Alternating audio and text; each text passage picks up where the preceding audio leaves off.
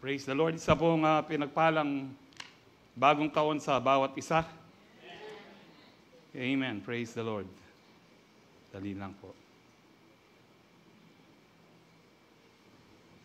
Nasa bagong series po tayo ngayon. But before that, I would like to thank the Lord ho na nandito ako ngayon. Dapat po naka-confine po ako ngayon. Dahil walang doktor, hindi po ako nagpa-confine.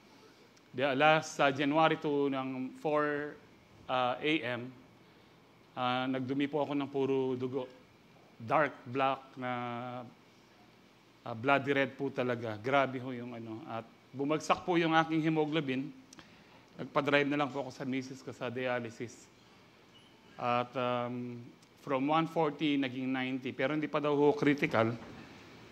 Kaya wala pong binigay na gamot kundi sa sikmura lang.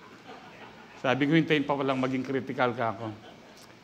Sabi nga namin, anong gagawin namin? Basta po sa Lunes na lang, ganyan. Sabi ko, sakay, uwi na tayo pa ako. Ni minsan, hindi pa tayo pinabayaan ng Panginoon.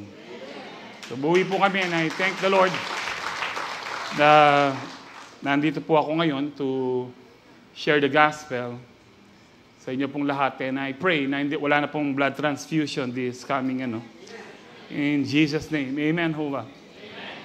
Alam niyo po, lahat po ng ito na sinasabi ko ay meron pong connection sa ating mga pag-uusapan this January. Because last month, susunga akong bagya. Jesus' name.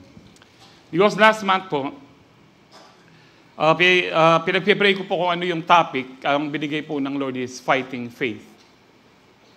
Na fighting faith, that ito po ang kailangan po natin. We can never know kung ano po ang hawak ng 2025. But we know kung sino po ang may hawak ng 2025. Ang Lord, amen. Di po natin alam kung anong ibibigay ng 2025 ngayon. Pero si Lord, katulad po ng pandemic noong 2020, we're expecting maganda po noon dahil 2020 parang perfect vision po siya. Pero iba po ang nangyari. But ganun pa man, all things work together for good. Dahil yung pong talagang declaration po natin na maging mas glorious po ang church ay naging glorious po ang church. Nag-grow po tayo sa faith. Now, as time passed by, as years gone by, always remember this, palapit na ho tayong palapit sa pagdating ng Panginoon. And that is why it's very important na meron tayong faith that fights. Sabi po ni Paul kay Timothy sa 1 Timothy 6:12, fight the good fight of faith, lay hold of eternal life, to which you were also called and have confessed the good confession in the presence of many witnesses. Kaya ito po, nandito po ako ngayon talagang lumalaban para po sa pananampalatayang binigay po ng Lord na hindi niya tayo iiwan, hindi niya tayo bababayaan. Amen. So I thank the Lord na kahapon nakapag-meeting pa po ako ng ilang oras. Iniwan ko na lang po ang pastors at elders. Pero I thank the Lord kahapon po ay nag-stop na ang bleeding. So wala na pong bleeding, lalo na po ngayon talagang clear na po ang lahat. Di tulad po ng hanapin Pastor Jun, balang pintad ne. Daig ne pa yung pintad And I thank the Lord na siya po talagang gumagawa ng himala. Nangyari na po sa akin to 15 years ago na muntik ko na rin pong ikamatay dahil di man po ako makapag-drive noon, di pa nagda-drive, miss ko nag-drive sa akin si Pastor Ron. There are so many things sa buhay po natin, ako po sa buhay ko, that we need to fight the good fight of faith. Kung may pananampalataya po tayo, lalaban po tayo. Ano man po ang ibato ng dyablo, kay start pa lang po ng taon, natulog po kasi akong sobrang busog, sobra tako. Ay ba't bisa na ka matutod? Tutod ko yun. Pagka alas 4 madaling araw, sumasakit yung tiyan ko. Ngayon pala, nagdudugo na pala po ako nun. Hanggang gabi po yan, hanggang gabi. At kinabukasan, wala nang ganong dugo pero maitim po. Kasi ang dugo pag tuyo, maitim po siya. Now, I hope na ito po ay magano sa atin ang mensaheng ito. There are a lot of things that we need to fight. Ang lahat ng binabato sa atin ng kaaway. But always remember this. We do not fight to win the victory. We fight to defend the victory. We are fighting from victory dahil victorious na po tayo. Mananatili po tayong victorious kung lalaban lang po tayo. Amen. Kung di ka lalaban, kapatid, ibig sabihin, ibinibigay mo na kay Satan o sa diablo yung victory na binigay sa iyo ng ating Panginoon. Now, ang ating pong unang dapat labanan po is faith that fights deception. We need faith today dahil po in these last days, napakarami pong mga panlilinlang ang diablo. May mga tao pong kuminsan hindi po nila alam kung saan sila papasok sa CR. Babae ba o lalaki. They're being deceived by the community po ngayon na sinasabi po nilang pwede mong piliin kung anong gender mo. At ang dami pong deception din po ngayon about religion. Hindi na po bago po yan. Marami po deception about na ito na mangyayari sa mundo. So, it gives us fear. But we need to fight deception. Ang sabi po ng Panginoon sa Matthew 24:3-4, as Jesus was sitting on the Mount of Olives, ang sabi po dyan, the disciples came to Him privately, tell us, they said, when this will happen, and what will be the sign of your coming, and of the end of the age. Jesus answered, watch out that no one deceives you. Let's pray. We allow you, Holy Spirit, to move in our midst. Turuan niyo po kami sa gabing ito na ang pananampalataya po ng bawat isa ay patuloy pong lumago at tumibay. At hindi po kami masila, hindi po kami malinlang ng diablo, Panginoon.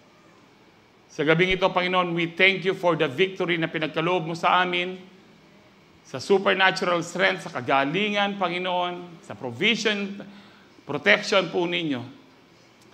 And as I declare your word, Heavenly Father, I pray, Lord, na magkaroon po ng healing, deliverance, and salvation be upon your people tonight. Thank you, Lord. To you be all the glory, honor, and praise. In Jesus' powerful name we pray. Ang lahat po magsabi ng Amen. Palakpakan tayo po, Lord.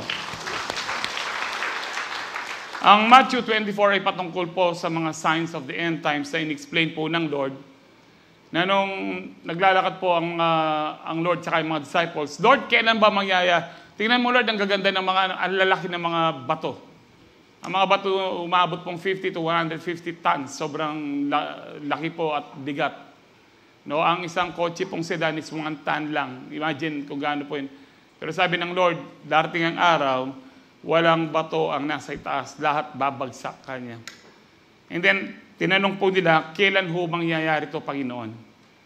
What will be the sign of the end times or the end of the age?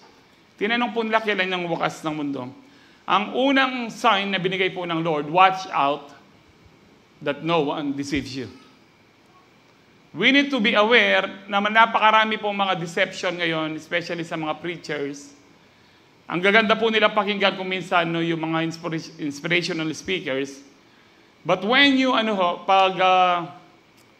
kapag ang tawag ho dito, kapag sinuri mong mabuti kanyang sinasabi, wala sa Bible. And marami pong taong nadidisip kasi po, they feel so, so inspired, they feel so comfortable sa mga naririnig po nila about yung pong inspirational talk po nila. But did you know, ang sabi po ng Panginoon in the last days, ang masama ay magpapakasama, ngunit ang mga pinabanal ko ay magpapakabanal pa. Marami po ngayon na mga kasama po natin kung isang Kristiyano, allergic po sa righteousness, allergic po sa word holiness. Samantalang napakaliwanag po ng sinabi po ng Panginoon sa Leviticus, be holy for I am holy. Yung iba po sasabihin nila Old Testament dyan, kinote po ni Peter, ang leader po ng Lord sa mga disciples. Sabi ni Peter, be holy, for it is written, because I am holy. Ibig sabihin po, lahat po ng mga preacher na yan, marunong pa kay Peter. No, yung pong sasabihin nila, hindi natin kaya maging banal. Totoo po yun. Half-truth. That is deception. Hindi natin kayang maging banal sa atin. Sa ating sarili. But, we can be holy through the power of the Holy Spirit.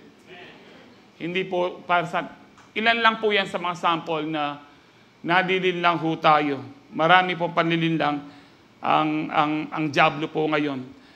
Now, to overcome deception, no, kailangan po natin talaga manatili sa ating Panginoon. So, number 1, to have faith that fights deception. Number 1, be deeply rooted in God's Word. Very basic and yet very important. We need to be deeply rooted. Hindi lamang po yung mababaw yung alam po natin sa salita ng Diyos. Marami po ngayon, alam niyo po ang kaaway, hindi po yan gagawa po ng katuruan o ng tawag ho dito, ng doktrina na puro kasinungalingan. Ang gagawin po niyan, it is a mixture of truth and false doctrine para mas maging attractive po siya. Parang yung ginawa po niya kay Eva, talaga bang sinabi niyang mamamatay kayo? Hindi kayo talaga mamamatay, magiging katulad kayo ng Diyos. So may element of truth, but at the same time, meron pong kasinungalingan. Always remember this, ang salita po ng Diyos, hindi siya pwedeng haluin. Pure po ang salita ng Diyos. Amen. Hindi po, kapag ito'y hinalo na, ibig sabihin po yan ay meron ng halong panlilinlang. And that is why we need to be deeply rooted sa word ng ating Panginoon because ang word lang ng Lord, ito lang po ang katotohanan. Ang sabi po niya sa John 17:17, sanctify them by the truth, your word is truth. Ang pwedeng maglinis lang po sa atin ay yung puro, yung malinis, walang iba kundi yung salita ng Diyos. Your word is truth, ang sabi po dyan. Marami pong kinu-question ang Bible kung yun talaga ay ang salita ng Diyos. Well, marami na pong, i-search niyo po, marami na pong mga scientists ang na-born again because they want to prove that the Bible is just a man's writing. Pero bandang huli po, after 3, 5, iba 7 years, sumuko po sila, sinabi po nila na totoo ang Bible, totoo ang salita ng Diyos. Kaya nga po yung i-challenge niyo po, i-research niyo muna. No, parang po yung kay Strobel, yung pong famous journalist ng Amerika ho noon, dahil naging born again yung asawa po niya, sabi niya hindi totoo, sige sa patutunayan ko sa'yo. So, nag-research po siya kasi po, investigative journalist siya. Pero to make the long story short, kung sana mapanood niyo po yun, ang conclusion po niya na born again siya, totoo si Kristo, totoong namatay at nabuhay si Kristo. Kaya nga po, huwag na po kayong magduda sa Bible. Magbasa po kayo, madadaman niyo po yung Holy Spirit. When you read the Word of God, always ask the guidance of the Holy Spirit. Because there are a lot of preachers, a lot of religion, pero bakit hindi tayo pare-pareho? Because most of them are not guided by the Holy Spirit. This is very important. Sabi natin, mamaya po, mas bibigyan ko po ng diin yun. Sa John 8:31-32, sabi po dyan, to the Jews who had believed Him, Jesus said, if you hold to my teaching, nang hahawakan kayo sa aking teaching, you are really my disciples. Hindi kayo fake Christian. Ang tunay na Kristiyano po, manghahawakan po siya hanggang kamatayan sa salita ng Diyos. Na kahit anong iba tong pagsubok ng diablo, ang paniniwalaan mo, yung salita ng Diyos. Ako sinasabi po ng diablo, mapena ka kanya, grabe dayan, luluwal kaya, kala lang patugot. Saka ilang beses po, talaga pong nanghina po, bila po akong nanghina, hindi ako makapag-drive. Ngayon po, medyo nahilo pa ako, nagde-drive po ang misis ko. Pero, I'm holding on to the Word of God na, sabi nga sa misis ko, ni minsan hindi pa tayo pinabayaan ng Diyos. mulita na yan. Alalang matinong sasabihan kasi lahat po nakabakasyon yung mga doktor. Alalang matinong sasabihan kaya kata, uwi na tayo ka. Si Lord na ang bahala. So ngayon po, I thank the Lord na nakatayo po ako sa inyong harapan at wala na pong internal bleeding. Because with God, nothing is impossible. Then you will know the truth. You hold on to the... Parang ngayon po, no, I'm holding on to the Word of God for 18 years now. And kapag hawak mo po ang salita ng Diyos at di ka bumitaw at nandun ka sa gitna ng problema, at pag nagtagumpay ka sa problema, then you will know the truth. Oo nga, tama. Tama ang salita ng Diyos. Kaya nga pong gusto ng Lord, manghawakan ka. Meron kang problema sa finances, manghawakan ka kapatid. Wag mong pangunahan ang Diyos. God will provide. May problema ka rin sa karamdaman, manghawakan ka, kapatid. Kapag pinanghawakan mo at kapag nangyari, you will know the truth and the truth shall set you free. You will never be enslaved again by the deceptions of the devil. Hindi ka na paalipin pa sa kasinungalingan ng diablo. Ako, I thank the Lord na kahit sa dami po ng dugong nakita kong lumabas po sa akin at bigla po akong naghina. Isa lang po pinagpasalamat ko sa Lord, yung pong hindi ako pinasukan po ng takot. Shock ako nung una, sabi ko, wow, ano itong nangyaring ito? Ito na naman ng diablo, start of the year. Meron ng battle because ang dineclare po natin, fight the good fight of faith. Ang sinasabi niya sa akin, fight the good fight of faith, tignan ko nga. Alam niyo po, lumaban man tayo sa diablo o hindi niya tayo tatantanan. Mas maganda nang lumaban tayo. The moment, nung the first day, na tinanggap niyo po ang Lord bilang Panginoon at tagapagligtas, na-involve na kayo sa spiritual warfare. Whether you like it or not, whether we like it or not, tayo po'y involved sa spiritual warfare. Sinabi po ng Bible yan, nasabi ni Paul na talaga pong we wrestle not against flesh and blood. Nung tinanggap mo si Kristo, kalaban mo na ang buong kampo ng kadiliman. Pero nakakatakot ba? Hindi po. Kahit gaano po kadilim, isang kandila lamang po nagliliwanag sa dilim. Umaalis ang kadiliman. How much more, yung liwanag na binigay po sa atin ng Panginoon. Do not be afraid. Hindi ko po sinasabi ito para matakot tayo. Sinasabi ko po ito upang lagi tayong maging handa. Because we can never tell kung ano po yung mga mangyayari at iaalaw na pagsubok sa atin. Amen. Alam makayong mag-amen. Dapat, Pastor, January, blessing. Blessing po ito. Amen. Blessing po ito. God is not cursing me.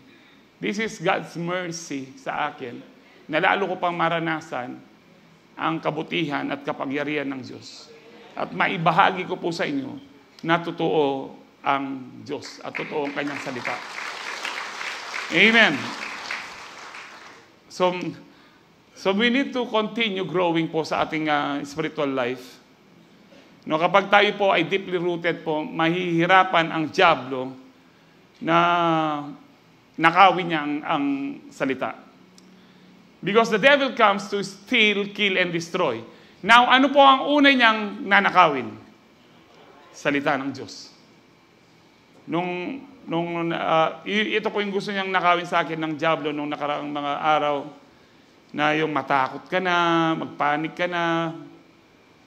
Lahat po pa hanggang Medical City, tumawag po, miss ko, walang mga available gastro.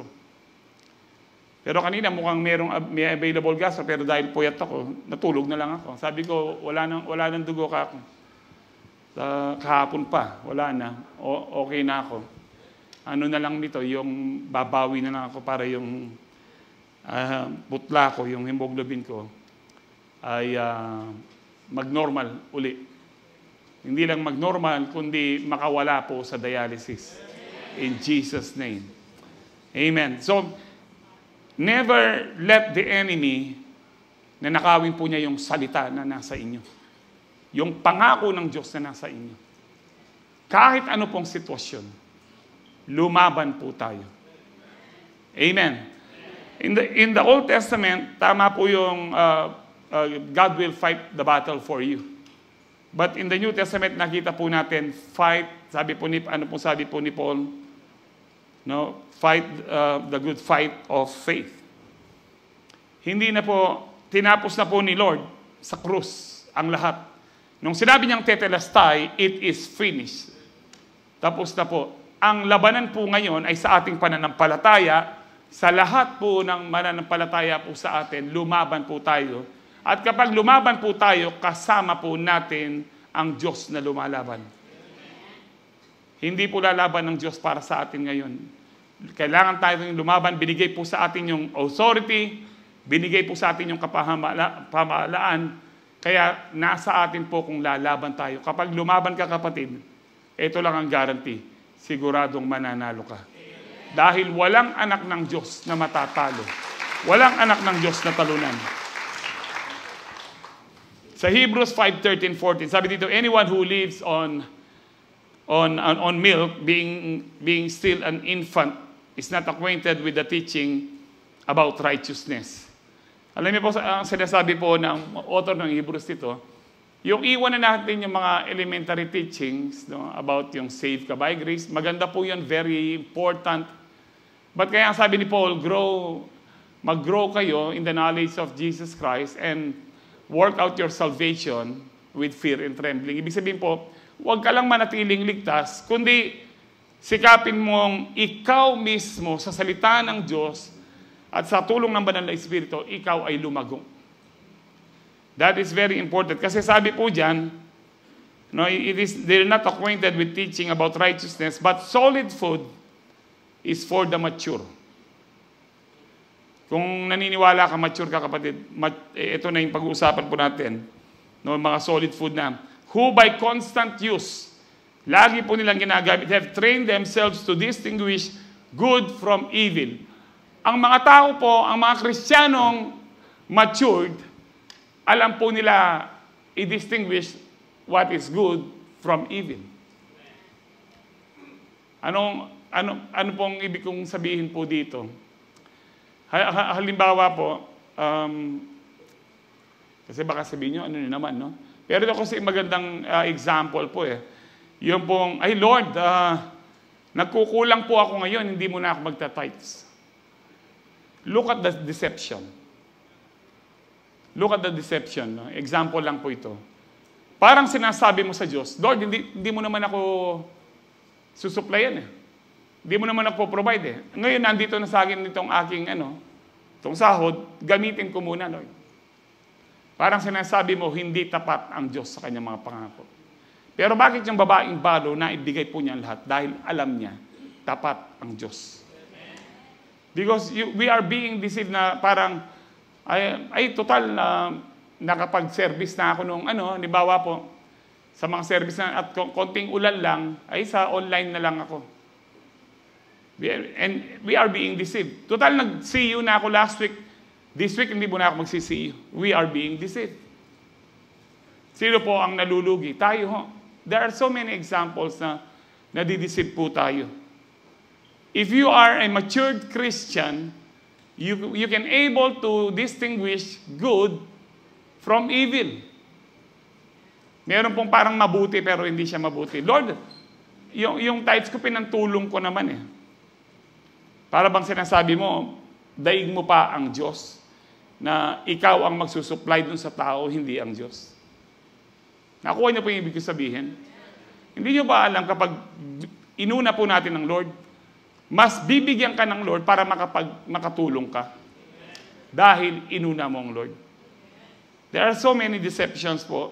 And ang mga immature, nagre-reklamo po yan. Hindi, kahit may mga sa mga CEO, sasabihin po nila, ay ako, hindi ko naman lahat pinapaniwalaan yung sinasabi ni pastor sa pulpito. Siyempre, meron din ako sariling pag-iisip. May mga ganyan po. May sariling pag-iisip, siguro may sariling langit po pupuntahan yun. So, tama po na hindi nyo po paniwalaan ang salita namin bilang tao. Pero kung yung salita namin galing sa salita ng Diyos, dapat nyong paniwalaan. Dahil wala po kaming gustong banggitin dito na hindi po galing sa salita ng Diyos. Amen. So kailangan tayong masanay na kumain na po ng matigas na pagkain po, solid, karne. Para po maging matibay ho tayo. Hindi tayo konting ano lang sa atin, persecution, konting paninira lang, no? Kamakailan lang, baka sa iba sa inyo, meron pong mga paninira na 3 years na, binuhay pa niya yung paninira, no? At totally kabaliktaran. Sabi ko, kung talagang Kristiyano to, o talagang naglingkod siya sa Diyos, hindi niya gagawin, sisirain ang mga kapwa lingkod at saka po ang iglesia ng Panginoon. The mere fact na after 3 years at sinisiraan pa niya ang Calvary Temple, ay ibig sabihin po niyan, hindi siya talaga tunay na Kristiyano. Kasi ang paninira po, yan ay ministry ng dyablo. So tinanong nga kung Pastor Diyos, anong gagawin? Simple lang, sabihin natin na hindi tayo gagawa ng desisyon na, ang tawag ho dito, hindi tayo gagawa ng desisyon na aapihin ng isang tao. Hindi po. Wala pong ganun. Dito po, kasi may mga dinisiplina ho tayo noon. Hindi naman natin sila akusahan o sasabihan ng mga ganito, basta pag-upo niya, "Hoy, ikaw, meron kang ginawa, no?" Hindi po. Merong lumapit po sa amin, mga biktima. Kaya, kailangan pong madisiplina. Ayaw ng disiplina, umalis. After 3 years, naninira pa rin. Kaya nga po, kung di kayo kakain ng karne, magiging katulad nyo siya. Kasi kung kahit po usuyigin tayo, actually kahit putulan tayo ng kamay, ng paa, mamahalin mo pa rin ang kapwa mo dahil yun ang tunay na Kristiyano. Kahit ano pang ginawa sa'yo, mamahalin mo pa rin ang kapwa mo dahil yun ang tunay na anak ng Diyos. Amen. Magiging ganun lang ho tayo kung as a Christian, magmamature ho tayo. It's about time na magmature ho tayo at magbunga ho tayo. Amen. Yes, masarap po ang blessing. Pero higit po sa blessing, mas masarap po yung matibay ka sa kahit anumang bagyo na dumating po sa atin. Colossians 2:6-8. And now, just as you accepted Christ, Jesus as your Lord, you must continue to follow Him. Ang keyword po dyan, you must continue. Nung tinanggap mo si Kristo, hindi totoong once saved, always saved, mamuhay ka na sa laman, mamuhay ka na sa kasalanan. Ang sabi po dyan, you must continue. It is not an option. It is not a suggestion. It is a command. Kailangan kayong magpatuloy na sumunod sa Kanya. Sabi po ni Paul, let your roots grow down into Him and let your lives be built on Him. Yung ugat nyo talagang lumalim sa Kanya. And then sabi diyan, then your faith will grow strong in the truth you were taught. Kapag mas kinikilala mo si Kristo, kaya nga sabi ni Paul, I want to know Christ and the power of His resurrection. Habang kinikilala mo si Kristo, mas nagiging totoo sa iyo yung Kanyang mga salita. Sabi po diyan, then your faith will grow strong in the truth you were taught. Kapag nagpapakalalim ka kay Kristo, yung salita ni Kristo, lalo mong maunawaan, lalo kang magiging malalim, hindi mo pwedeng paghiwalayin si Kristo at saka yung Kanyang salita. If you abide in me, and my words abide in you, ask whatever you wish, and it will be done for you. John 15:7. So, and then sabi po dyan, no, and you will overflow with thankfulness. Don't let anyone capture you with empty philosophies and high-sounding nonsense. Huwag kayong palinlang dun sa mga, ang gagaling po nilang mga tuwira, sabi po dyan, no, with deceitful philosophies, sa ibang salin po, with high-sounding nonsense that come from human thinking and from spiritual powers of this world rather than from Christ. So whether you have been a believer for a long time or not, ang sabi po dyan, you should always keep growing in your faith by being firmly rooted in God's Word. Ang nakakalungkot lang po, kung minsan kung sino yung matagal na Kristiyano, sila pa ho yung hindi talaga nag-grow. Mapapansin niyo po yan kung matagal na kayo sa church. And then, ma-overtake po siya ng mga bago-bagong Kristiyano. I hope this 2025, lahat po tayo sumulong sa paglagong Kristiyano. Paglagong espiritual. Number 2, to have faith that fights deception, be guided by the Holy Spirit. Ito po yung sinasabi ko kanina. Without the guidance of the Holy Spirit, delikado po tayo kasi we cannot never trust human understanding, ang human intelligence po natin, hindi siya po pwede. Ang sabi po sa John 16:13, but when He, the Spirit of truth, comes, He will guide you into all what? Into all truth. He will not speak on His own, He will speak only what He hears, and He will tell you what is yet to come. Ang banal na Espiritu binigay po sa atin para i-guide niya tayo sa lahat ng katotohanan. Na hindi po tayo malinlang. Siya po yung Diyos na nasa atin ngayon. Siya po yung Emmanuel po natin. Siya po yung God with us ngayon. Ang Holy Spirit. Kaya nga po, never neglect the Holy Spirit. At the start of this year, 2025, maging intimate po tayo sa banal na Espiritu. Siya lang po talaga ang tunay na kakampi po natin. Ang banal na Espiritu po. Kaya nga po, delikado po kapag nagtiwala po tayo sa ating sariling kalakasan, karunungan. Sabi po sa Jeremiah 17:5-9, this is what the Lord says, cursed is the one who trusts in man, who draws his strength from mere flesh. Sumpain daw po yung nagtitiwala sa tao, sa kalakasan ng tao, sa katalinuhan ng tao. Ang sabi po dyan, no? And whose heart turns away from the Lord. So, when you trust on your own self o sa ibang tao, you are turning away from God. I'm not saying na katulad ko, I'm not saying na hindi na tayo pa-doktor, nakakatulong po yung mga yan. Pero you put your trust in God. You pray, Lord, sino ba yung dapat na doktor na puntahan ko? I'm not saying din na itigil nyo yung inyong mga maintenance. Kasi ako, hindi ko naman basta tinigil yung maintenance ko. Sinabi po sa akin, hindi ko na kailangan ng maintenance. Makakatulong po yan, pero pag pray nyo, Lord, wala pong negative effect. Good effect lang. Amen. So, kaya nga huwag tayong magtiwala sa sarili po nating strength. At saka po ang faith, hindi po siya gaya-gaya. Kailangan po ma-confirm.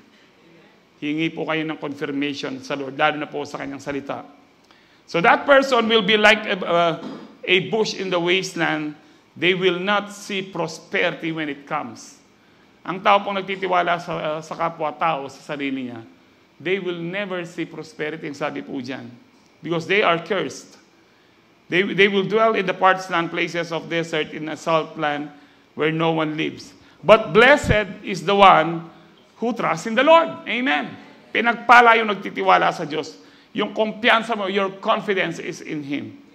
Sabi dyan, they will be like tree planted by the water that sends out its root by the stream. It does not fear when heat comes. Its leaves are always green.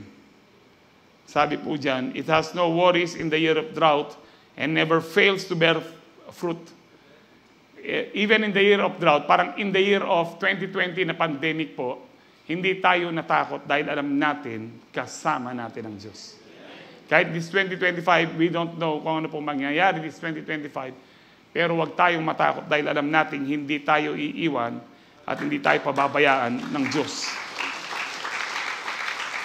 Sa verse 9, sabi po dito, the heart is deceitful above all things. Huwag tayong magtiwala sa sarili po nating puso.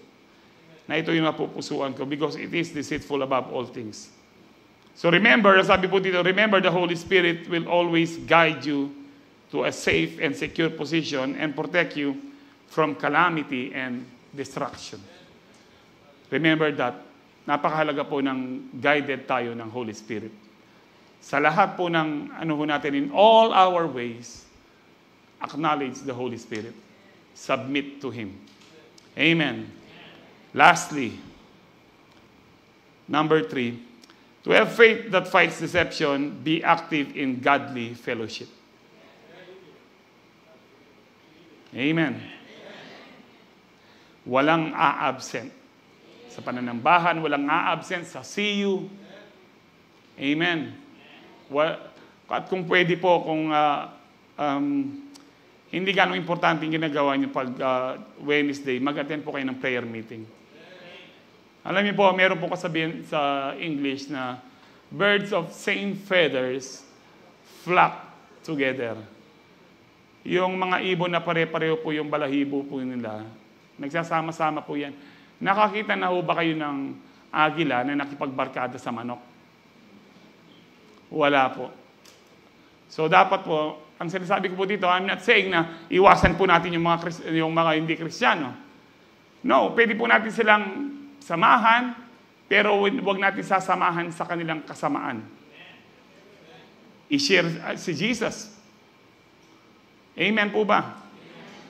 Kaya nga po, nakikipag-communicate, nakikipag-socialize pa rin tayo sa mga unbeliever, pero hindi tayo sumasama sa kanilang kasamaan. Bagkos tayo yung nagiging impluensya na hindi tama yan, ito yung gawin ninyo. Dapat tayo yung mas powerful influence kesa sa kanila. Amen po ba? Because alam niyo po, lagi natin sinasabi ito, bad companies corrupt good character. Sabi po sa 1 Corinthians 15:33, do not be deceived. Huwag kayong palinlang. Evil company, yung mga masasamang barkada, it corrupts good habits. Even dito po sa Proverbs 22:24-25, don't befriend angry people. Huwag kang makipagbarkada, sabi dyan, sa mga mainitin ng ulo or associate with hot-tempered people, or you will learn to be like them and endanger your soul. Alam niyo po yung mga kabataan kung bakit mga war freak po yung mga nababaltaan po natin. Kasi kasama po nila mga war freak. Mainitin ang ulo. You will learn their ways. Totoo po yan. Hindi mo pwede sabihin, alam ko naman ang sarili ko. Pag sinabi ng Bible, nangyayari po yan. Huwag na tayong matigas ng ulo. So kung may mga kasama po kayo, kaibigan na hindi magandang impluensya, mas maganda pong iwasan nyo. Share nyo po ng word, yes, pero huwag nyong samahan sa kanilang kasamaan. Amen po ba? Because gusto man po natin o hindi, kung sino yung araw-araw mong kasama, kung ano yung mindset po nila, kung ano yung habit po nila, mga habits po nila, mamamana mo. Kung laging naninira ng tao yan, gusto mo na rin manira ng tao. Gusto mo na rin magchismis.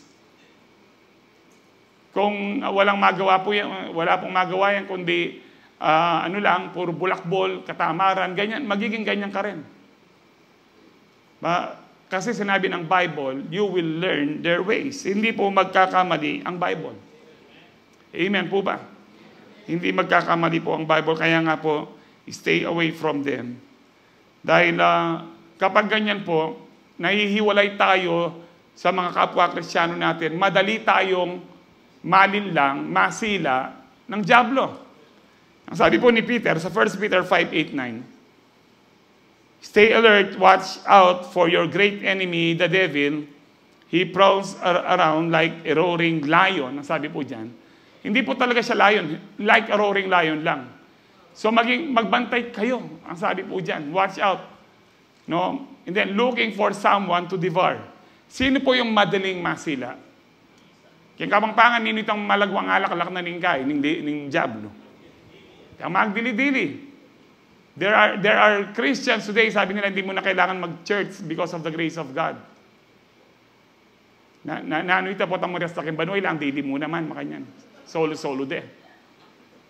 Hindi po tayo nino ng Lord. One body tayo. Gusto ng Lord, united tayo lagi. Amen. Kaya nga sabi po dyan, stand firm against him and be strong in your faith. Labanan mo siya.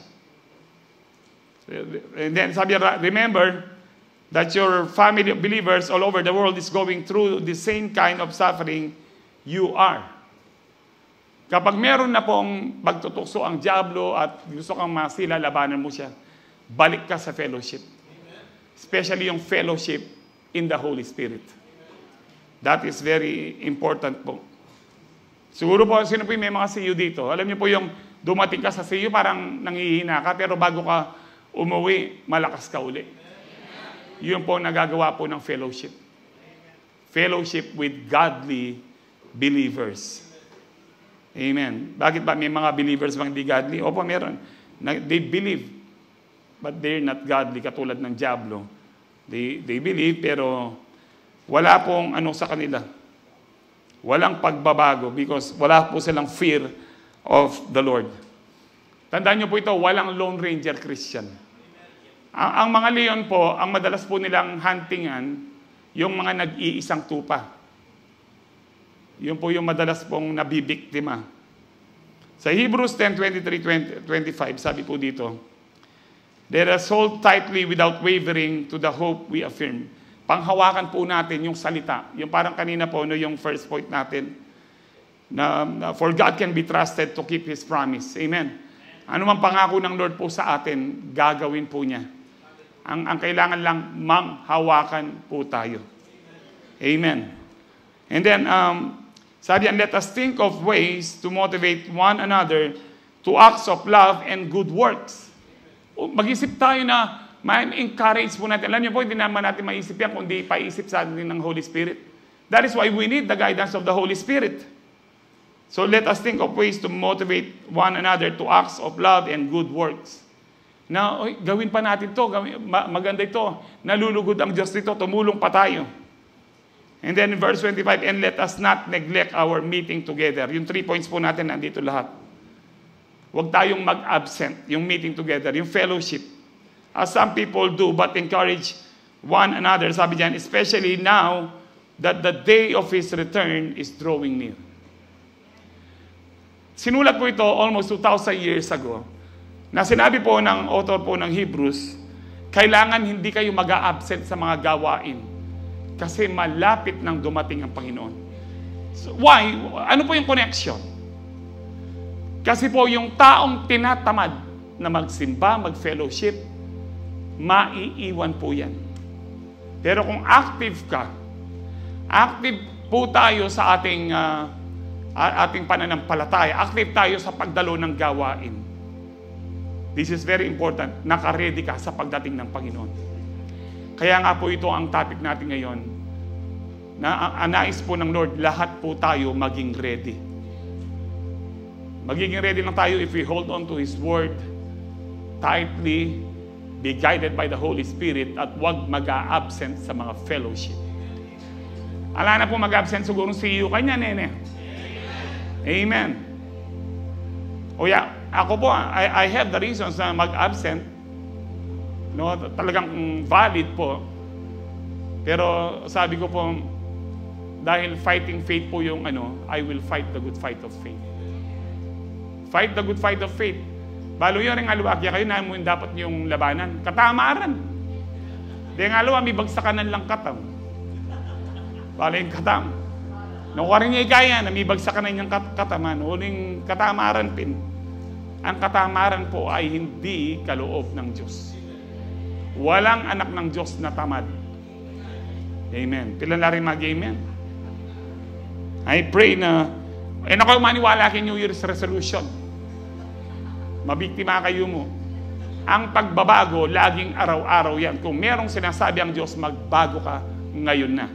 Today, if you hear His voice, do not harden your hearts.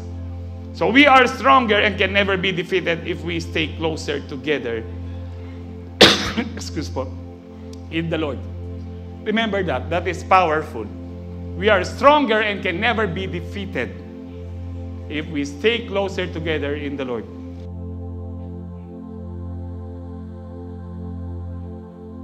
Mayari na, sumingit siya po. Praise the Lord. Mag-review na po tayo. Faith that fights deception. To have faith that fights deception, be deeply rooted in God's Word. Be guided by the Holy Spirit.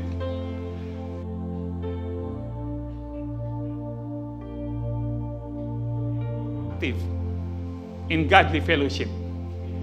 I repeat, godly fellowship. Kung yung CU nyo, hindi na godly fellowship, puro chismisan na yan, isumbong niyo po sa pastor. No, yun po, ay diyang nanong mong pisabenta. That is not godly. Godly fellowship, laging sentro si Kristo. Amen. So this year, 2025, let us have faith that fights the lies of the devil. Magkaroon tayo ng pananampalataya na malabanan, ma-discern. No, ma-discern po kung ano yung mga kasinungalingan ng diablo. So, sa mga pangako ng Lord, sa mga salita po niya, tandaan niyo po ito. Kung sinasabi ng diablo, parang wala kang kwenta this year, ganyan na naman. You are not rejected. You are not condemned. You are loved. You are beautiful. You are healed. You are prosperous. You are blessed because of Jesus. Mas paniwalaan niyo po kung anong sinasabi ng salita ng Diyos sa inyo. You are what God purposely created you to be. Merong purpose ng Lord. Remember, merong vision ng Lord sa atin. Panghawakan po natin yon. And because of His finished work, alam ko po, this year 2025, magtatagumpay po tayo. So this year 2025, have faith that fights all forms of deception. Amen. Magkaroon tayo ng pananampalataya na huwag tayong paninlang sa diablo. Because Jesus is coming soon. Amen. Praise the Lord. Palakpakan po natin ng Lord. Hallelujah.